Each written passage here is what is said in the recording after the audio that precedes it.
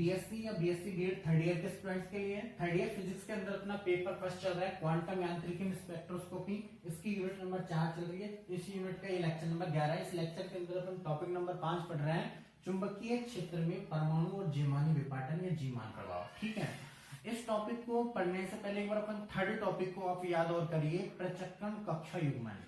उस टॉपिक में अपन ने देखा था कि इलेक्ट्रॉन के अंदर दो प्रकार की गतियां होती हैं।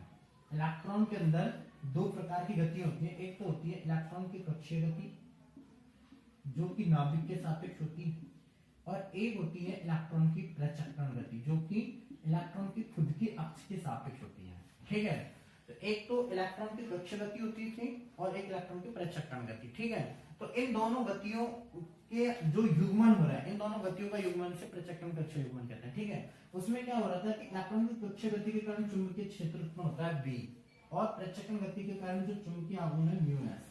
ठीक है, इन दोनों की अन्योन्य क्रिया से इलेक्ट्रॉन की जो स्थितिज ऊर्जा थी उसमें एक अतिरिक्त स्थितिज ऊर्जा और जुड़ रही थी। वो कितनी जुड़ रही थी? U equal to minus mu S into B.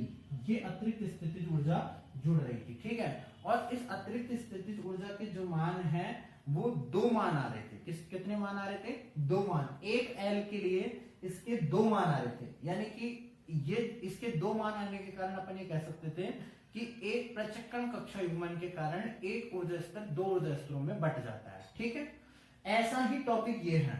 ठीक है, लेकिन इसमें क्या है कि यहां पर परमाणु को अपन बाहरी चुंबकीय क्षेत्र में रख रहे हैं। किसमें रख रहे हैं? बाहरी चुंबकीय क्षेत्र में। और यहाँ पर अपन प्रचक्रण गति के उदाहरण को नहीं मान रहे हैं। ठीक है, यहाँ पर परमाणु को अपन, एक तो ये बात है कि परमाणु को बाहरी चुंबकीय क्षेत्र में रख रहे हैं और प्रचक्रण गति के उदाहरणों को नहीं मान रहे हैं। यहाँ जीवान प्रभाव का मतलब क्या होता है कि जब किसी परमाणु को बाहरी चुंबकीय क्षेत्र में रखा जाता है तो उसके एक ऊर्जा स्तर एक से अधिक ऊर्जा स्तरों में बट जाता है। ठीक है, तो उसका एक ऊर्जा स्तर एक से अधिक ऊर्जा स्तरों में बट जाता है। इस घटना को जीवान प्रभाव कहते हैं। दोबारा बोल रहा हूं मैं कि जब किसी परमाणु को बाहरी चुंबकीय क्षेत्र में रखा जाता है, जब किसी परमाणु को बाहरी चुंबकीय क्षेत्र में रखा जाता है तो एक ऊर्जा स्तर एक से अधिक ऊर्जा स्तरों में बढ़ जाता है। इसको घटना को जीवान प्रभाव कहते हैं। ठीक है, अब वो कितने में, यहाँ पर दो का ही कन्फर्म नहीं है, दो में बटेगा, दो में नहीं बटेगा। यहाँ पर जो है वो ऊर्जा स्तर पर डिपेंड करता है कि कितने ऊर्जा स्तरों में डिपेंड करे वो बटेगा। वो जो है वो एल पर डिपेंड करेगा कि जिस हिसाब से एल होगा उसी हिसाब से वो जो है डिवाइड होगा। ठीक है, ये भी अपन देख लेंगे कितने में होगा, कैसे होगा, क्यों होगा। ठीक है, तो यहाँ पर अब मैं दोबारा बोल रहा हूं कि जब किसी परमाणु को बाहरी चुंबकीय क्षेत्र में रखा जाता है तो उसका एक ऊर्जा स्तर एक से अधिक ऊर्जा स्तरों में बढ़ जाता है। इस घटना को जीवान प्रभाव कहते हैं। और दूसरी बात, यहाँ पर प्रचक्रण गति के उदाहरणों को नहीं लिया गया है। ठीक है, और देखिए ये अपन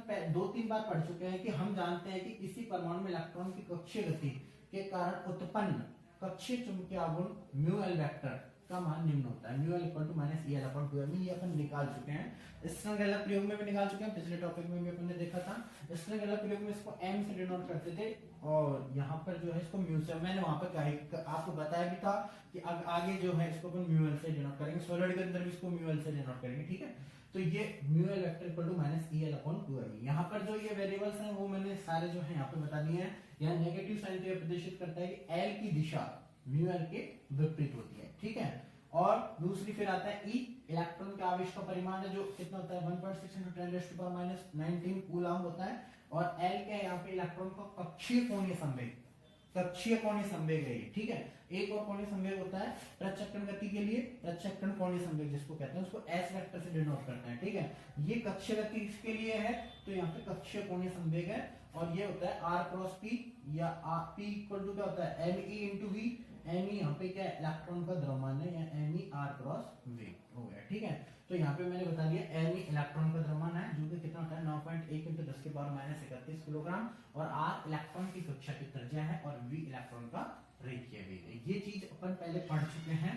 ठीक है, तो ये आप लिख लीजिए। ठीक है, तो अपन देखेंगे अब ये जो है ये एक इलेक्ट्रॉन के कारण परमाणु के चुंबकीय आघूर्ण है, परमाणु का चुंबकीय आघूर्ण है। वैसे इलेक्ट्रॉन की गति के कारण हो रहा है, लेकिन इलेक्ट्रॉन किसके अंदर गति कर रहा है? परमाणु के कारण, परमाणु के अंदर गति कर रहा है। ठीक है, तो ये जो चुंबकीय आघूर्ण है वो किसका है? परमाणु का ही। तो आप बता लीजिए इसको।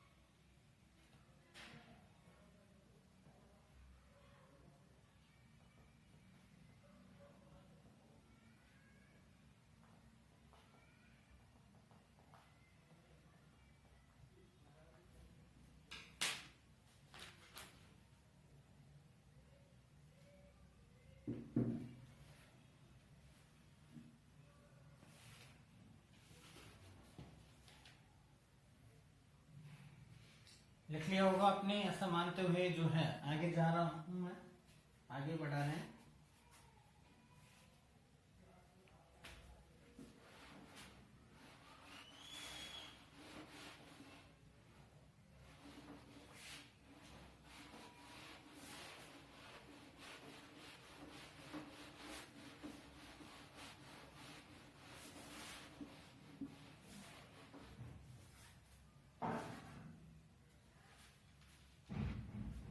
अब ये चीज भी आप जानते हैं कि म्यूएल चुंबकीय आघूर्ण, म्यूएल वेक्टर चुंबकीय आघूर्ण, म्यूएल चुंबकीय आघूर्ण वाले परमाणु को, म्यूएल चुंबकीय आघूर्ण वाले परमाणु को, म्यूएल चुंबकीय आघूर्ण वाले परमाणु को बाहरी चुंबकीय क्षेत्र बी वेक्टर, बाहरी म्यूएल चुंबकीय आघूर्ण वाले परमाणु के बाहरी चुंबकीय क्षेत्र बी वेक्टर में रखने पर, म्यूएल चुंबकीय आघूर्ण वाले परमाणु को बाहरी चुंबकीय क्षेत्र बी वेक्टर में रखने पर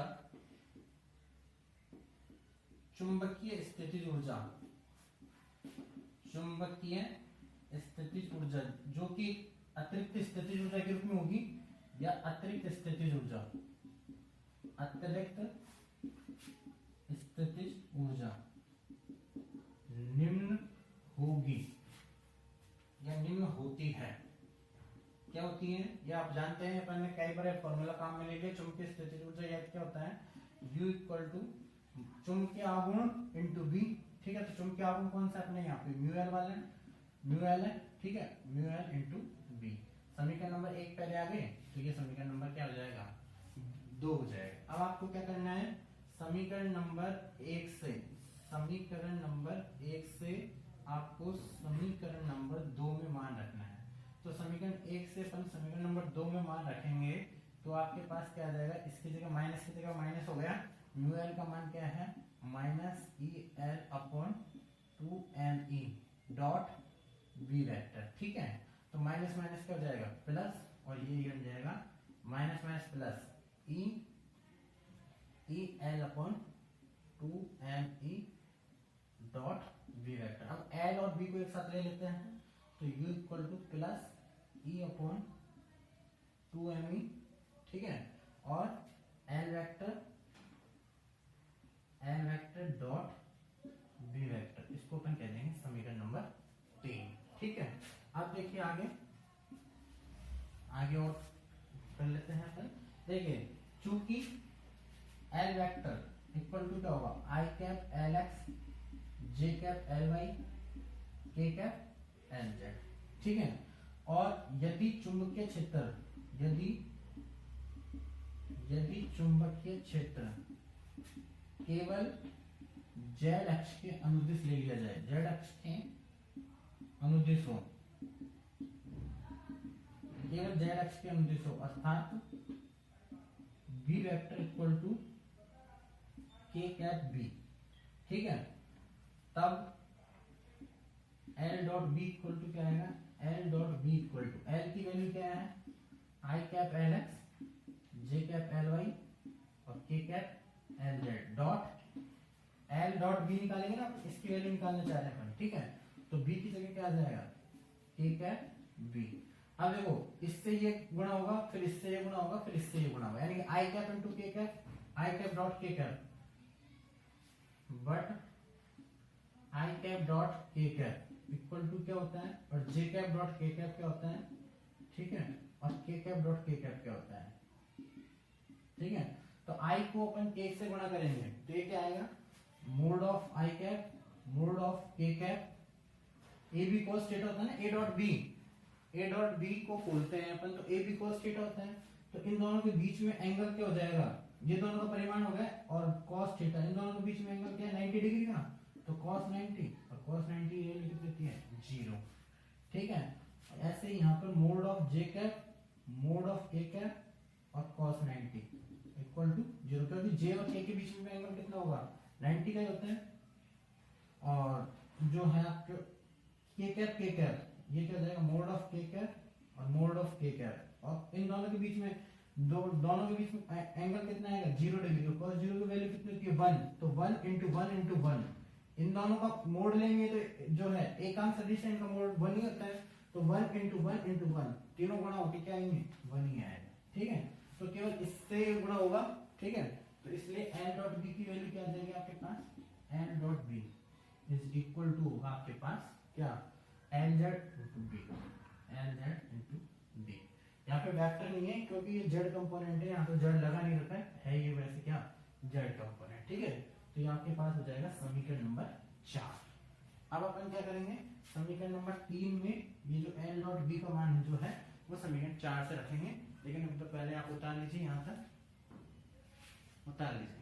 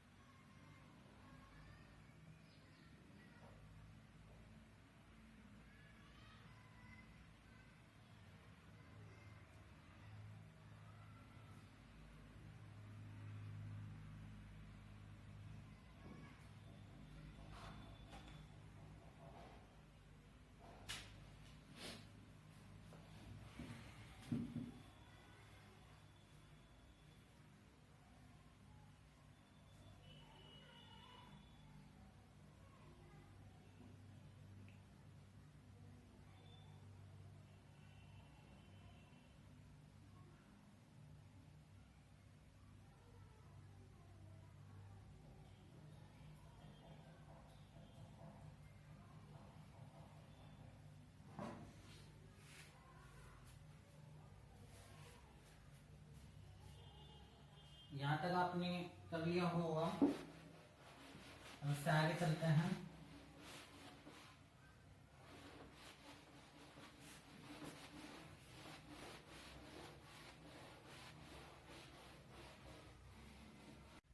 अब देखो समीकरण 4 से समीकरण 3 में मान रख दें अपन, तो आपके पास u इक्वल टू हो जाएगा e upon 2me LZ into B, इसको अपन कह देंगे समीकरण नंबर 5।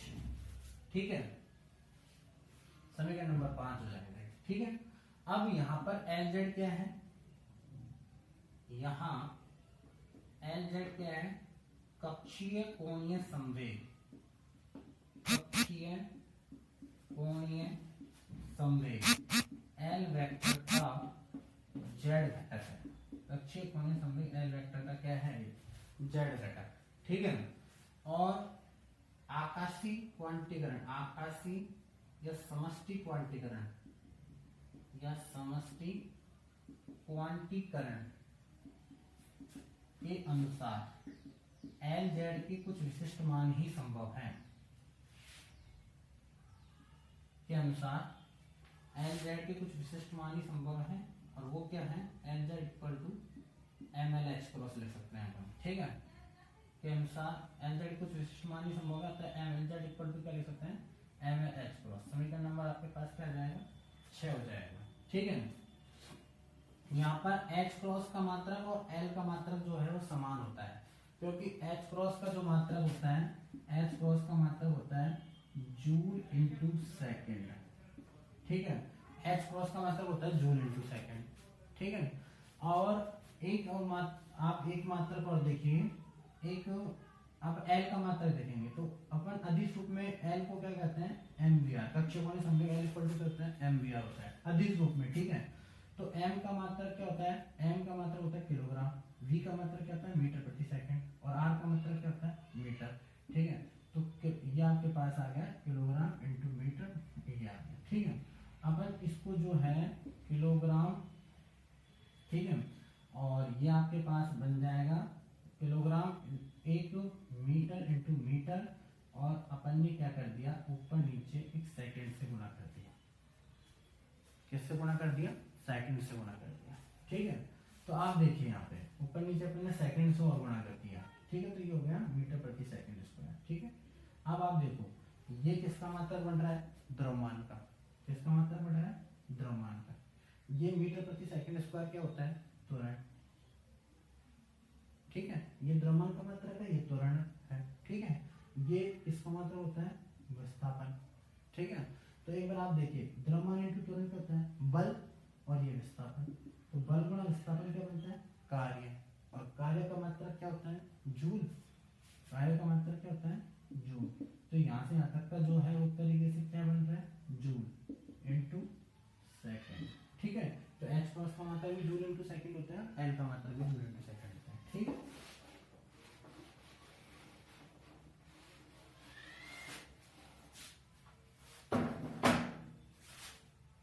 ये हो गया अपने पास। ठीक है, अब किसी एक L के लिए, किसी एक L के लिए ML के, किसी एक L के लिए ML के माइनस L से प्लस L तक, माइनस L से प्लस L तक कुल 2L प्लस 1 मान होते हैं। कुल कितने मान होते हैं, 2L प्लस 1 मान होते हैं ML के। किसी एक L के लिए ML के माइनस L से प्लस L तक कुल 2L प्लस 1 मान होते हैं। ये कैसे, जैसे अपन फॉर एग्जांपल समझ लेते हैं इसको। फॉर एग्जांपल यदि L इक्वल टू 0 है, L इक्वल टू 0 है तो, ठीक है, और यदि L इक्वल टू 1 है, ठीक है, यदि L इक्वल टू 2 है तो, ठीक है, L का मान जैसे अपन 0 1 2 3 इस तरीके से लिखे देखते हैं।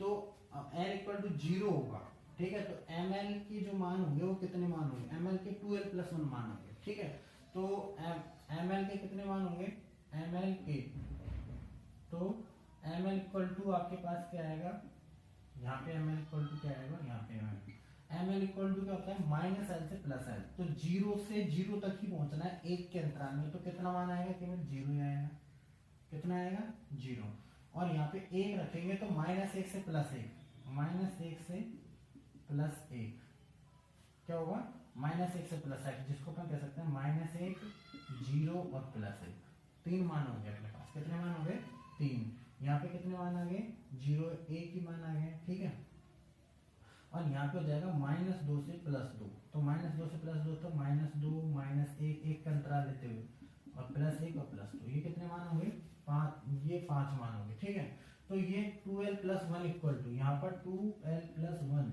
इक्वल टू कितना मान आ रहा है, एक मान आ रहा है, ठीक है, यहाँ पर 2l plus one equal to कितना मान आ रहा है, तीन मान आ रहा है, और यहाँ पर 2l plus one equal to कितने मान आ रहा है, पांच मान आ रहा है, कितने मान आ रहा है पांच, वैसे भी आप काउंट कर लीजिए, एक यहाँ पर एक क्या आ रहा है, यहाँ पे एक दो तीन, तीन मान आ रहे हैं, यहाँ पे एक दो तीन चार पांच, पांच मान आ रहा है, यहाँ चाहे से आप यहाँ पर l की वैल्यू रखिए, यहाँ जीरो रखो, यहाँ पर वन रखो, यहाँ पर दो रखो, तो ये इतने ही मान देगा, ठीक है, तो ml के उतने मान आ रहे हैं, समझ में आ गई बात है, किसी एक l के लिए ml के कितने मान होते हैं 2l प्लस वन मान होते हैं, अतः lz के भी कितने मान होते हैं 2lz प्लस lz के भी कितने मान होंगे 2l प्लस वन मान ही होंगे, ठीक है, इसी को अपन क्या बोलते हैं आकाशीय क्वांटीकरण कहते हैं, ठीक है, अर्थात किसी एक l के लिए, अर्थात किसी एक l के लिए, किसी एक l के लिए mn के 2l प्लस वन मान होंगे, अतः 2l प्लस वन मान होते हैं, अतः lz के भी 2l प्लस वन मान ही होंगे, lz के भी 2l प्लस वन मान ही होंगे, इसे आकाशीय क्वांटीकरण कहते हैं, आकाशीय क्वांटीकरण कहते हैं, ठीक है, lz के भी कितने मान होंगे 2l प्लस वन मान ही होंगे, ठीक है, जैसे अपन फॉर एग्जांपल अपन डायग्राम बना लेते हैं, यहाँ इसके इससे यहाँ से इतने स्पेस में बना देना, आप इसके समष्टि क्वांटीकरण इसके साइड में बना देना, चाहे इसके नीचे बना देना, कैसे भी बना देना, इधर देखिए जैसे अपने पास, चलो एक काम करो, पहले आप इसको उतार लीजिए, बाद में बना देंगे, पहले यहाँ तक उतार लीजिए,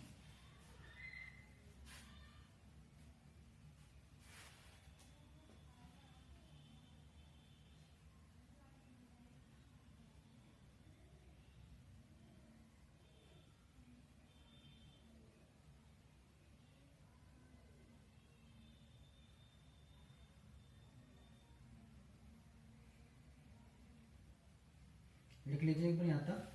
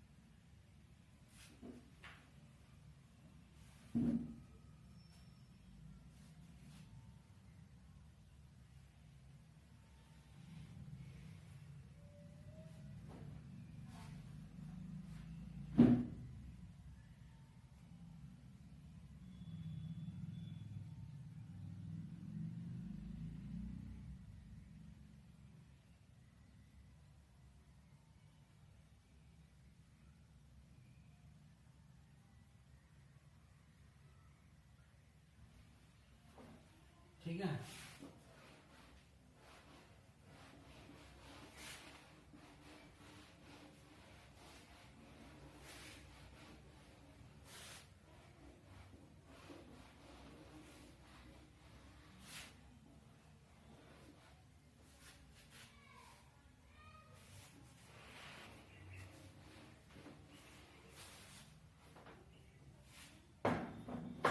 अब देखिए जैसे अपने L इक्वल टू 2 के लिए, उदाहरण के लिए L इक्वल टू 2 लेने पर, उदाहरण के लिए L इक्वल टू 2 लेने पर, L इक्वल टू 2 लेने पर ML इक्वल टू क्या क्या होंगे भाई, ML इक्वल टू क्या होगा, ML इक्वल टू -2 -1 0 +1 और +2, ठीक है।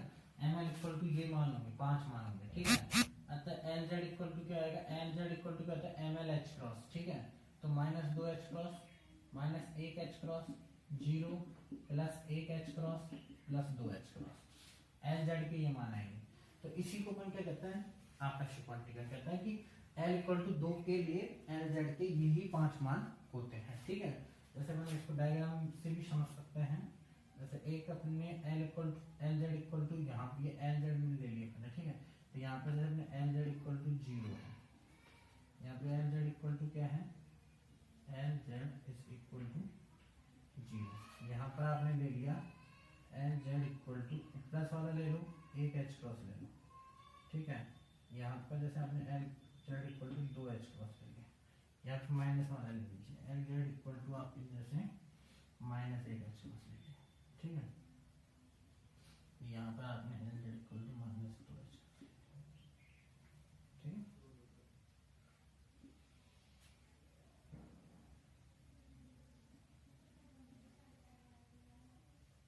ठीक है, LZ के जो मान है, LZ यानी कि L का Z घटक, ठीक है, इसके केवल यही मान संभव है।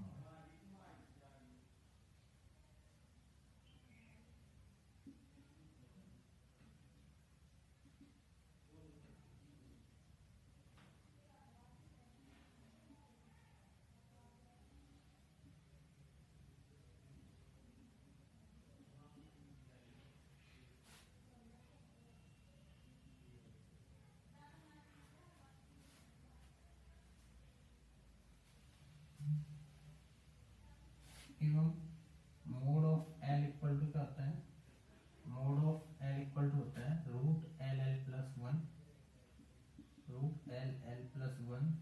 H क्रॉस होता है क्वांटम यांत्रिकी के अनुसार, ठीक है। क्वांटम यांत्रिकी के अनुसार इसको थोड़ा नीचे कर देता हूँ, क्वांटम यांत्रिकी के अनुसार, क्वांटम यांत्रिकी के अनुसार, क्वांटम यांत्रिकी के अनुसार mod of L vector equal to होता है √LL+1 H क्रॉस। तो L की वैल्यू यहाँ पे क्या ले रखी है अपन ने, 2 ले रखी है, तो 2 और 2 +1 H क्रॉस, यानी कि आपके पास mode of L equal to कितना हो जाएगा, 2 3 6 √6 H क्रॉस।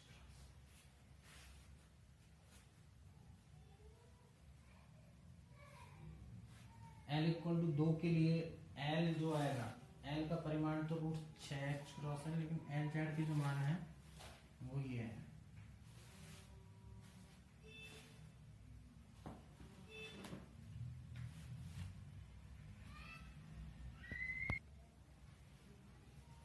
लिख लीजिए,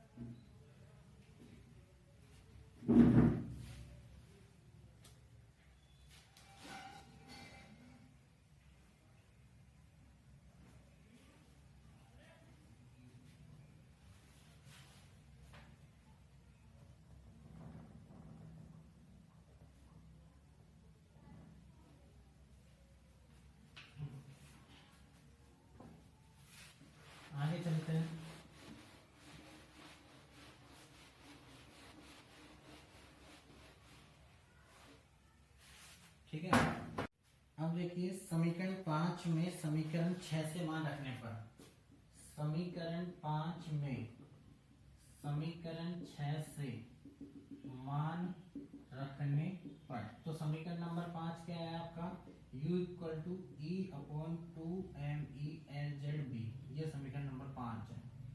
ठीक है, समीकरण 5, ठीक है। इसमें मान रखेंगे अपन LZ इक्वल टू, समीकरण 6 से LZ इक्वल टू क्या होता है, MLH क्रॉस और D। ठीक है, तो यहां से आपके पास आ जाएगा, इसको इसके साथ ले लीजिए, EH cross upon 2ME, EH cross upon 2ME, और आपके पास क्या बचा यहाँ पे, MLB। ठीक है, और इस EH क्रॉस अपॉन 2ME, ठीक है, B को पहले ले लेते हैं, ML को बाद में ले लेते हैं। ठीक है, और इसको अपन क्या दे सकते हैं, EH क्रॉस अपॉन 2ME को क्या कहते हैं, बोर मैग्नेटॉन म्यू बी, तो mu B into B into ML। ठीक है, तो आपके पास समीकरण नंबर 6 पहले आ गए हैं, तो ये समीकरण नंबर 7 हो जाएगा, जिसको आप समीकरण नंबर 8 कहते हैं। ठीक है, तो यहाँ तक एक बार आप उतार लीजिए, समीकरण नंबर 8, समीकरण नंबर 8 तक उतार लीजिए।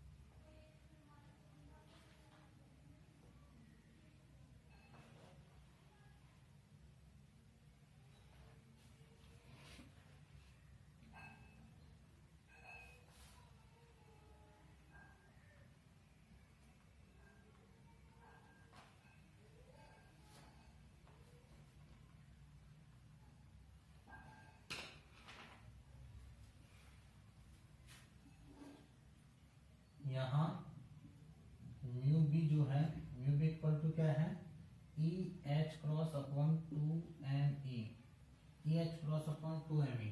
ठीक है, E जो है ये कांस्टेंट राशि है, H क्रॉस कांस्टेंट राशि है, 2 कांस्टेंट है, ME कांस्टेंट, इन सब की वैल्यू अपन रखकर इसको कैलकुलेट करते हैं, तो ये आता है 9.27 × 10 की पावर -24 जूल पर टेस्ला। ठीक है, जूल पर टेस्ला होता है, तथा इससे तथा होता है, तथा म्यू बी को बोर मैग्नेटॉन कहते हैं, बोर मैग्नेटॉन, ये पहले भी आ चुका है, बोर मैग्नेटॉन कहते हैं।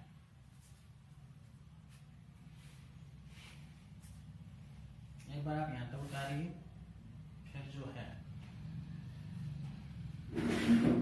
आगे चलेंगे अपन।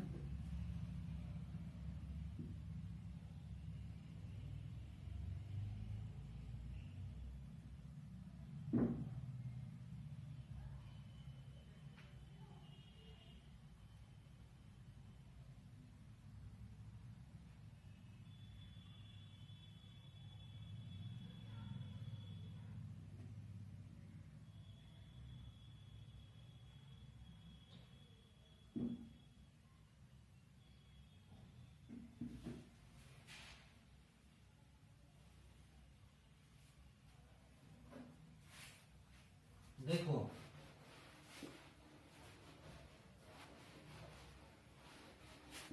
ये सब लिखने के बाद देखिए आप,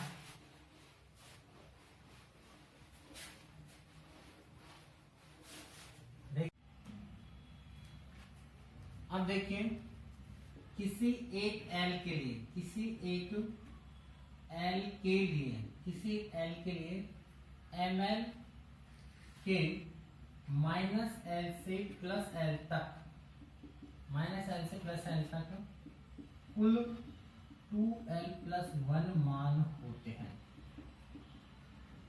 ठीक है, ये अपन जान गए कि किसी एक l के लिए ml के माइनस एल से प्लस एल तक कुल 2l+1 मान होते हैं। ठीक है, एवं किसी परमाणु को बाहरी चुंबकीय क्षेत्र B में रखने पर, बाहरी एवं किसी परमाणु को बाहरी चुंबकीय क्षेत्र B वेक्टर में रखने पर, बाहरी चुंबकीय क्षेत्र B वेक्टर में रखने पर चुंबकीय स्थितिज ऊर्जा, अतिरिक्त चुंबकीय स्थितिज ऊर्जा, जिसका नाम दे देता हूं मैं अतिरिक्त स्थितिज ऊर्जा, अतिरिक्त स्थितिज ऊर्जा, या जिसको अपन चुंबकीय स्थितिज ऊर्जा भी कहते हैं, जिसको अपन चुंबकीय स्थितिज ऊर्जा भी कहते हैं। चुंबकीय स्थितिज ऊर्जा U इक्वल टू क्या आ रही थी आपके पास, mu B B into M L, mu B B into M L होती है।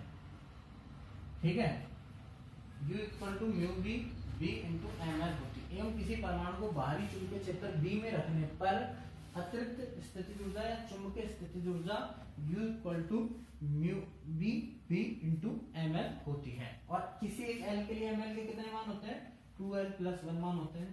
अतः किसी एक L के लिए, किसी एक L के लिए, किसी एक L के लिए U के भी 2l+1 मान ही होंगे, U के भी 2l+1 मान ही होंगे। ठीक है, देखिए आप एक बार इसको डब्बे में बंद ना करें तो ज्यादा बेटर लगता है। क्या देखिए एक बार आप, U इक्वल टू ये होती है, चलो डब्बे में रहने दो।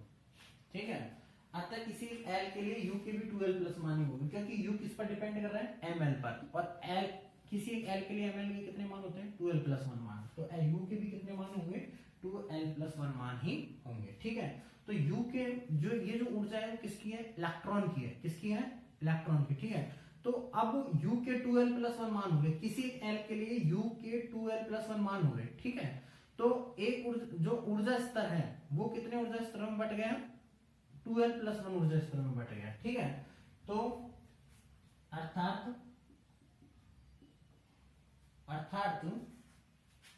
बाहरी चुंबकीय क्षेत्र B की उपस्थिति में, अर्थात बाहरी चुंबकीय क्षेत्र B वेक्टर, बाहरी चुंबकीय क्षेत्र B वेक्टर की उपस्थिति में NL क्वांटम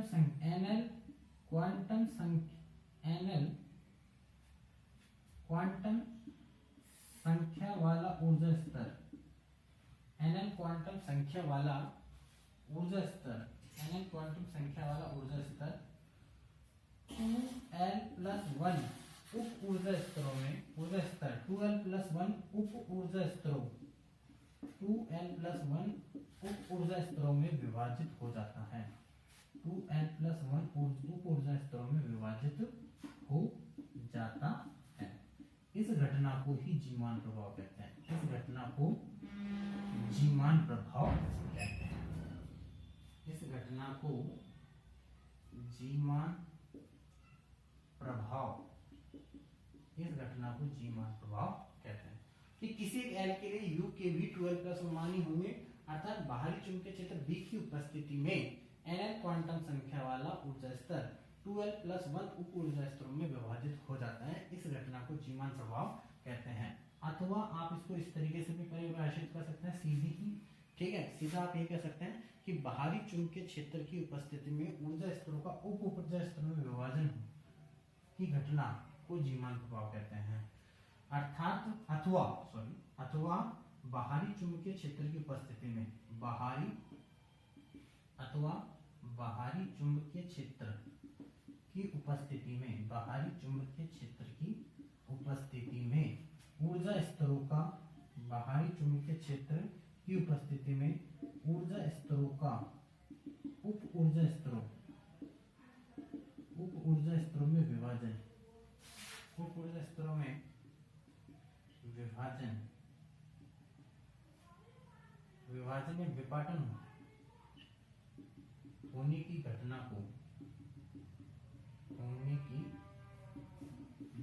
को जीमान प्रभाव कहते हैं। यानी एक ऊर्जा स्तर का एक से अधिक ऊर्जा स्तरों में बट जाना, ठीक है, ये क्या कहलाता है? जीमान प्रभाव कहलाता है, ठीक है। उतार लीजिए एक बार, आप उतार लीजिए यहां तक।